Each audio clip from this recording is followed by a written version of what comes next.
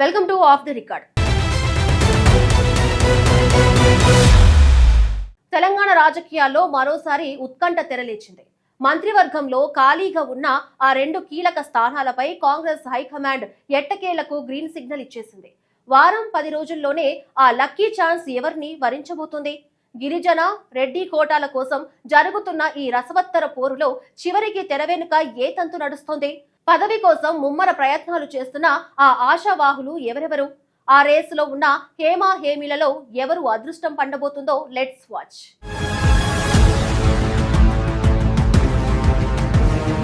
రాష్ట్రంలో ఎట్టకేలకు మంత్రివర్గ విస్తరణకు ముహూర్తం ఖరారవుతున్న తరుణంలో రాజకీయ వాతావరణం ఒక్కసారిగా వేడెక్కింది. ఖాళీగా ఉన్న 2 మంత్రి స్థానాలను భర్తీ చేయాలని అధిష్టానం నిర్ణయించడంతో ఆశావాహుల్లో గుండె డబ్బా కొట్టుకోవడం మొదలైంది. అందని ద్రాక్ష పండు తీపి అనుకునే రోజులు పోయి దక్కించుకోవాలనే పట్టుదల నేతల్లో స్పష్టంగా కనిపిస్తుంది. ఢిల్లీ పెద్దల నుంచి గ్రీన్ సిగ్నల్ రావడంతో రాష్ట్ర నాయకులు ఇప్పటి నుంచే తమ ప్రయత్నాలను ముమ్మరం చేశారు. ఎవరికి వారు తమదైన శైలిలో పైరవీలు సాగిస్తూ అధిష్టానం దృష్టిలో పడేందుకు సర్వశక్తులు ఒడ్డుతున్నారు.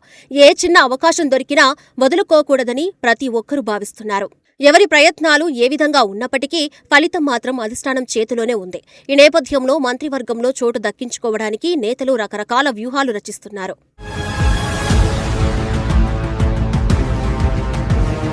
ఈసారి జరగబోయే మంత్రివర్గ విస్తరణలో సామాజిక సమీకరణాలకే అత్యంత ప్రాధాన్యత ఇస్తున్నట్లు సమాచారం అందుతుంది. అందులో భాగంగానే ఒక మంత్రి పదవిని గిరిజన సామాజిక వర్గానికి కేటాయించాలని పార్టీ అధిష్టానం నిర్ణయించింది. ఈ కోటాలో చోటు దక్కించుకోవడానికి గిరిజన నేతల మధ్య తీవ్ర పోటీ నెలకొంది. ముఖ్యంగా రామచంద్రు నాయక్, బాలు నాయక్ పేర్లు ప్రముఖంగా వినిపిస్తున్నాయి. ఉరుములు ఉరిమి మాగసాన్ని పడ్డట్లు ఒక్కసారిగా ఈ రేసు తెరపైకి రావడంతో ఎవరికి వారు తమ తమ బలాలను ప్రదర్శించుకుంటున్నారు. ఎవరి మద్దతు కూడబెట్టుకోవాలనుకునే దానిపై సీనియర్ నేతల సలహాలు తీసుకుంటున్నారు. గిరిజన వర్గాల నుంచి వస్తున్న డిమాండ్లను పరిగణలోకి తీసుకుని అధిష్టానం ఎవరిని ఎంపిక చేస్తుందనేది ఆసక్తికరంగా మారింది. ఈ పదవి కోసం ఎన్నో ఏళ్లుగా పార్టీకి సేవ చేసిన నేతలు తమ వంతు ప్రయత్నాలు ఆపకుండా కొనసాగిస్తున్నారు.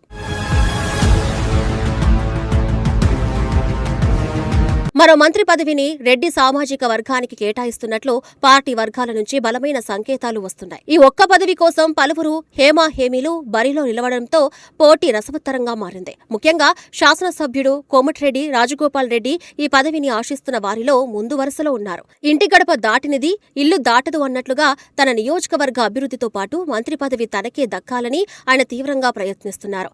ఈ పదవిని దక్కించుకోవడం కోసం ఆయన ఇప్పటికే పలుమార్లు కీలక నేతలతో భేటీ అయ్యారు.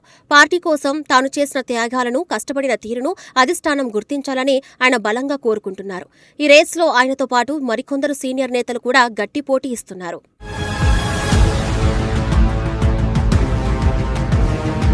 మరో మంత్రి పదవి దక్కించుకునే బరిలో రంగారెడ్డి, రామ్మోహన్ రెడ్డి, సుదర్శన్ రెడ్డిల పేర్లు కూడా బలంగా వినిపిస్తున్నాయి. సీనియారిటీ, జిల్లాల ప్రాతినిధ్యం ఆధారంగా తనకు అవకాశం ఇవ్వాలని వీరు ఎవరికి వారు ప్రయత్నాలు చేస్తున్నారు. తాబేలు నడకలో నెమ్మదిగా పావులు కదుపుతూ తెర వెనుక తమ ప్రయత్నాలను ముమ్మరం చేశారు. మంత్రివర్గంలో ప్రాంతీయ సమతుల్యత పాటించాల్సి వస్తే తమ జిల్లాలకే ప్రాధాన్యత దక్కుతుందనే ధీమాతో వీరు ఉన్నారు. అధిష్టానం ఎవరి వైపు మొగ్గు చూపుతుందనే ఉత్కంఠ వారి అనుచరుల్లో నెలకొంది. ఎవరి అనుభవం ఏంటో, ఎవరికి ఏ శాఖ కేటాయించవచ్చో అనే చర్చలు పార్టీ కార్యక్రమాల్లో జోరుగా సాగుతున్నాయి. ఈ పోటీలో ఎవరు విజయం సాధిస్తారనేది కొద్ది రోజుల్లో తెలియనుంది.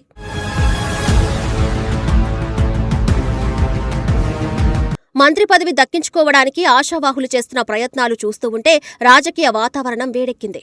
అడిగేవాడికి చెబితే వినేవాడు విసుక్కుంటాడు అన్నట్లుగా నాయకులు ఎవరికి వారు తమ మద్దతుదారులతో అధిష్టానంపై ఒత్తిడి తెస్తున్నారు. తమకు పదవి వస్తే పార్టీకి మరింత బలం చేకూరుతుందని అధిష్టానానికి వివరిస్తున్నారు. ఎమ్మెల్యేల మద్దతు కూడగట్టే పనిలో కొందరు నేతలు నిమగ్నమయ్యారు. ఎవరికి వారు తమకున్న పరిచయాలను ఉపయోగించుకుంటూ లాబియింగ్ నిర్వహిస్తున్నారు. ఈ తరుణంలో ఎవరికి అనుకూలమైన వార్తలు వస్తే వారు సంబరాలు చేసుకుంటున్నారు. మొత్తానికి మంత్రివర్గ విస్తరణ ప్రక్రియ కాంగ్రెస్ పార్టీలో తీవ్రమైన చర్చనీయాంశంగా మారింది.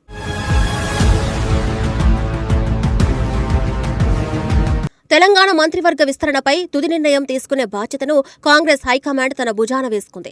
అన్ని సమీకరణాలను క్షుణ్ణంగా పరిశీలించిన తర్వాతే పేర్లను అధికారికంగా ప్రకటించే అవకాశం ఉంది. అతి సార్వత్రా వర్ణయేత్ అన్నట్లుగా ఎలాంటి వివాదాలకు తావు లేకుండా జాగ్రత్తగా అడుగులు వేయాలని అధిష్టానం భావిస్తుంది. పార్టీని నమ్ముకున్న వారికి తగిన గుర్తింపు ఇస్తూనే సమర్థులైన నేతలకు మంత్రివర్గంలో స్థానం కల్పించాలని చూస్తుంది. ఏప్రిల్ లేదా మే నెలలో రాబోయే ఈ మార్పులు రాష్ట్ర రాజకీయాల్లో కీలక పరిణామాలుగా మారనున్నాయి. ఈ వారం 10 రోజుల్లో రాబోయే తుది జాబితా ఎవరి జీవితాలను మారుస్తుందో వేచి చూడాలి.